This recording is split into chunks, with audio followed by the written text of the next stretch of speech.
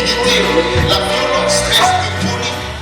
La foi, ça peut être dur, mais Kéméret, pas molly. Le diable veut te garder dans l'esprit de mort, comme une momie, mais peu importe les péchés que tu as commis, Jésus les a omis, il est miséricordieux et holy.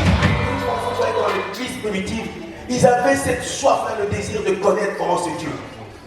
Ils avaient la soif, ils sacrifiaient leur vie pour Dieu, pour Jésus. Parce que le Seigneur leur a dit, hein, on vous maltraitera, on vous flagellera, on vous mettra en prison à cause de mon nom. Il disait, il n'y a pas de problème. Si c'est à cause de ton nom, alors on y va. Qui est ce Jésus-là? Est-ce que vous le connaissez vraiment? Alors cherchez à le connaître.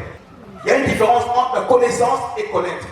La connaissance, je pense, c'est ce qu'on apprend. C'est-à-dire, tu vas à l'école, tu apprends des choses, tu apprends, mais sans pourtant vraiment connaître réellement ce que tu es en train d'apprendre. Le connaître, c'est avoir le désir. Si vous dites que vous connaissez Jésus, il faut avoir le désir de lire sa parole, le désir de prier, le désir de rentrer en jeûne, prenez de temps en temps des moments d'intimité avec lui. Chaque fois, chaque instant, chaque moment de votre vie doit être des moments d'intimité avec le Seigneur. C'est ta vie qui devient un tabernacle de Dieu. C'est-à-dire que ta vie entière devient une adoration. Quand tu marches, la gloire de Dieu, quand tu parles, on voit qu'il y a quelque chose de précieux dans ce que Dieu. Parce que tu vis, non pas seulement que tu parles de Christ, mais tu vis Christ en toi. C'est-à-dire que Christ te révèle en toi, il se manifeste en toi par tout ce que tu fais. Quand tu parles, quand tu chantes, quand tu lis, tout, on voit qu'il y a des œuvres de Christ en toi. Parce que tu as eu des relations rapprochées avec le Seigneur. C'est pour ça que la parole dit, car Dieu a tant aimé le monde qu'il a donné son Fils unique, afin que quiconque croit en lui, c'est de croire en lui. Le croire, c'est le connaître.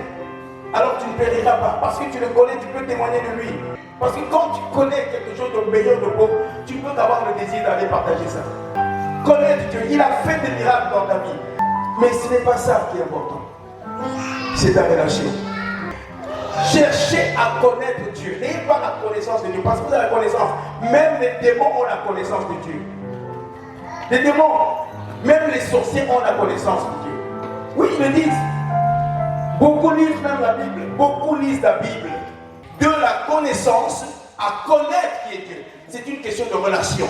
Une question de relation rapprochée, une relation proche. Ah, par exemple, entre nous ici, là, je peux vous demander, est-ce que vous me connaissez? En fait, vous avez ce qu'on appelle la connaissance. C'est-à-dire que vous avez entendu parler de moi, d'accord? Vous avez reçu ces informations, c'est rentré en vous. Ah, oui, on le connaît, parce que vous avez reçu des informations. Mais en fait, vous ne me connaissez pas dans mon état, comment je suis. Vous ne connaissez pas ce que je suis réellement, au-dedans de moi. Vous ne connaissez pas ce que je pense. Vous ne savez pas ce que je vis. Vous ne savez pas comment je marche. Vous ne savez pas comment je mange. Vous ne savez pas comment je dors, si je ronfle, si je ne ronfle pas. Vous ne savez pas. La personne qui me connaît, celle qui me connaît, la personne qui me connaît, c'est mon épouse. Parce que mon épouse, pourquoi elle me connaît? Elle vit avec moi. Elle dort avec moi. Elle fait toutes choses avec moi. Elle sait tout. Mais vous, non. Il faut avoir une relation rapprochée avec moi. Et Dieu, c'est pareil. Le Seigneur, c'est pareil. Pour le connaître, il faut que vous ayez une relation rapprochée avec lui. Il est la parole. Il est la parole de vie. Donc c'est cette parole-là qu'il te donne. Et quand il te donne cette parole, alors tu crois en cette parole. Et tu vis cette parole. Tu vis cette parole, tu manges cette parole.